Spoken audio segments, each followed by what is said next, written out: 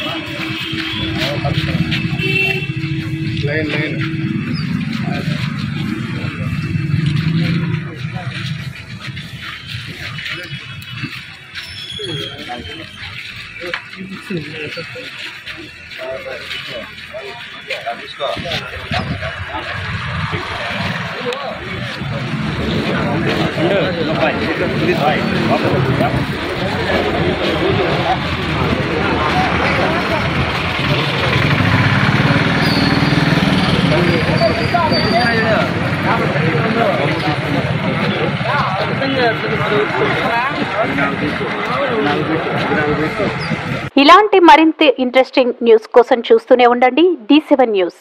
ఒక్క నిమిషం ఆగండి. D7 న్యూస్ ని లైక్ చేసి షేర్ చేసి సబ్స్క్రైబ్ చేయండి.